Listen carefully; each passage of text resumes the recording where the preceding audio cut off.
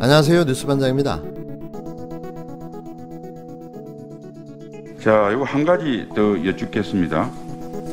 상당히 어제 군이 검찰이 압수수색해서 뭐 녹취 파일인 이런 걸 가지고 갔다고 그러는데 어제 뭐 그에 관련돼서 제가 중요한 제보를 받았는데 이 문제 혹시 후보자님 이게 국민적 의혹이 큰데 혹시 녹취 파일의 존재나 내용에 대해서 한번 보고받으신 적 있으십니까?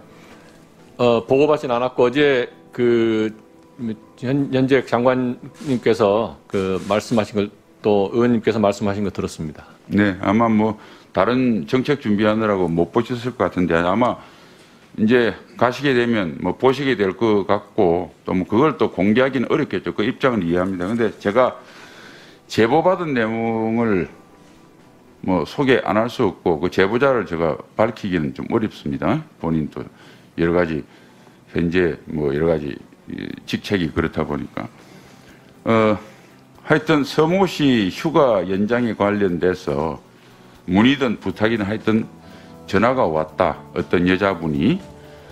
그래서 그럼 이제 신상을 기록해야 되니까 그 이름을 이야기를 했다. 그때는 당연히 받는 사람은 뭐 그분이 남자 이름인지 여자 이름인지 잘 몰랐겠죠.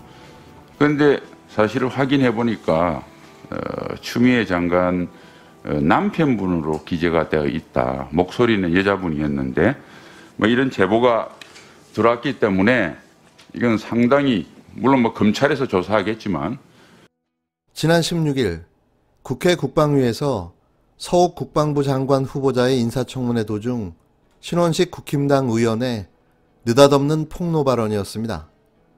국방민원실의 추 장관 아들과 관련된 민원 전화를 한 사람이 여자 목소리였고 이후 추 장관 남편 이름을 남겼다는 주장이었는데요. 하지만 이런 그의 주장은 사실이 아닌 것으로 확인됐습니다. 불과 3일 만에 들통날 거짓말을 너무 뻔뻔스럽게 해댄 신 의원은 무엇을 위해 국회의원직을 수행하는지 묻고 싶습니다. 목적은 오로지 하나, 국회의원이라는 면책특권 뒤에 숨어 추 장관에게 도덕적 정치적으로 타격을 주고 장관직 사퇴까지 끌고 가보자는 심산인데요. 그의 아니면 말고식 폭로에 또 국민들이 기만당하고 만 거죠. 그의 국민을 상대로 한 조작질이 도대체 몇 번째인가요? 그는 자신의 보좌관을 시켜 군 관계자와 인터뷰하며 추 장관 아들이 마치 문제가 있는 것처럼 유도신문한 녹취록을 공개해 사실을 왜곡했지만 이내 들통나고 말았습니다. 이후 과거 자신의 부하였던 미 8군 지원단장 이철원 대령과 지역대장이었던 이균철 중령과의 허위 조작 녹취록을 공개하며 추 장관 가족이 수시로 인사청탁을 하려 했고 그래서 추 장관 가족을 앉혀놓고 청탁 금지 교육을 시켰다는 황당한 주장과 이어 평창올림픽 통역병 인사청탁을 했다가 거부했다는 가짜 뉴스를 또다시 배포했습니다. 하지만 이도 추 장관 아들 변호인 측이 허위사실 유포로 고발하자 바로 말 바꾸게 하며 거짓 사실이었음이 드러났는데요. 박근혜 누나회 출신 신원식 전 중령은 더 이상 대한민국 군을 모욕하지 마시길 바랍니다. 그러고서 당신이 군 장성 출신입니까? 부끄러운 줄을 좀 아시기 바랍니다. 추미애 법무부 장관 아들 휴가 특혜 의혹을 수사하고 있는 검찰이 추 장관 아들의 3차 휴가를 당시 보좌관이 신청했다는 진술을 확보한 것으로 알려졌습니다. 또 국방부에서 압수수색한 녹취 파일을 분석한 결과 어떤 한 여성이 추 장관 남편 이름으로 전화했다는 의혹은 사실과 다른 것으로 검찰이 파악한 것으로 전해졌는데요. 검찰은 최근 추미애 장관 보좌관 출신 A씨를 불러 2017년 6월 24일부터 시작된 추 장관 아들 서모씨의 3차 휴가 처리 과정에 개입했는지를 물었습니다. A씨는 추 장관 아들 서씨와 친분이 있고 부대 장교에게 3차례 전화를 건 것으로 지목된 인물인데요. 서씨가 사전에 휴가 연장 신청을 했다는 증거가 없는 상황에서 A씨는 자신이 서씨 대신 휴가 신청을 했다는 취지로 진술한 것으로 전해졌습니다. A씨는 2차 병가가 끝나는 6월 23일 이전에 지역 부대장교를 통해서 서씨의 의사를 전달한 것으로 알려졌는데요. 검찰은 휴가 대리 신청에 문제가 없는지 법리 검토를 진행하고 있습니다. 또 압수수색으로 확보한 1,500개 민원실 전화 녹취 파일에 대한 분석도 마무리된 것으로 알려졌는데요.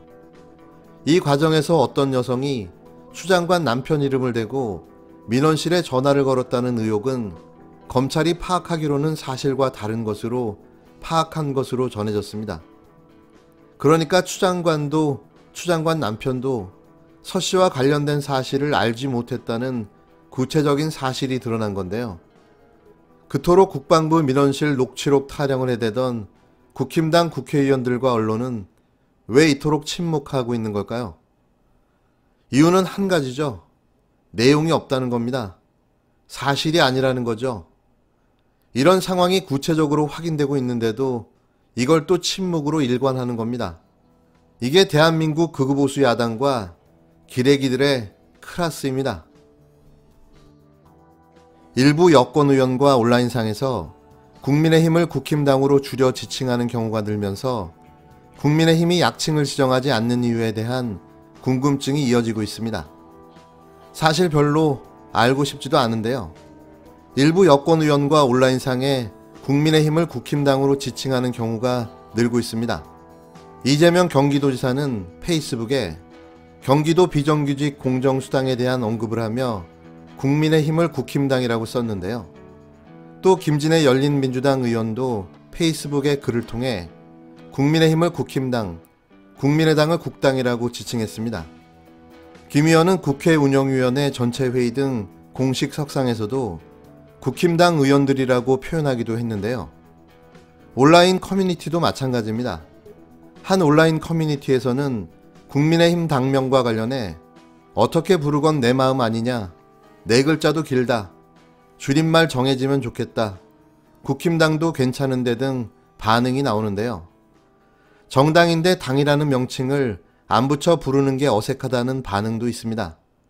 국민의힘당도 정당인데 국민의힘당이 아니라는 건데요.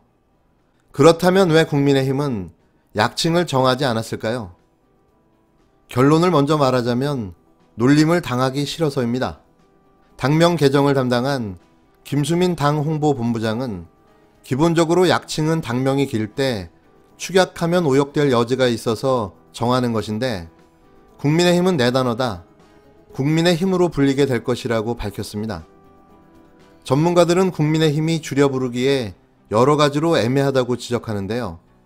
당명은 당을 상징하는 만큼 줄임말에도 직관적이고 긍정적인 의미를 줄 수 있어야 하는데 국민의힘을 줄인 국힘은 어감상으로도 의미상으로도 그렇지 않다는 설명입니다.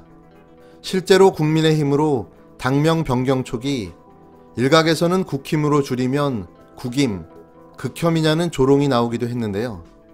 그게 현실화되고 있는 거죠. 한 정치평론가는 새로운 정당은 어감이나 의미가 좋은 표현을 쓰길 원하는 게 당연하다며 과거 여당이 이름을 바꿨을 때도 열린우리당, 더불어민주당의 약칭은 여루당이나 더불당이 아니라 우리당, 민주당으로 썼다고 설명했습니다. 이어 정치권에서 당명 변경이 있을 때마다 어떻게 줄일지 이야기가 나오지만 불러달라는 대로 부르는 게 맞지 않냐라고 밝혔는데요. 그건 당신 생각인 거죠. 어떻게 부르든 부르고 싶은 대로 부르는 게 정답입니다. 이 당명이 정해질 때 이런 놀림을 당할 거라는 사실은 이미 예정되어 있었는데요. 굳이 놀리지 않더라도 지들이 뭔데 국민의힘인가요? 그냥 국힘당, 국민의 짐당, 이게 그들의 정체성인 거죠.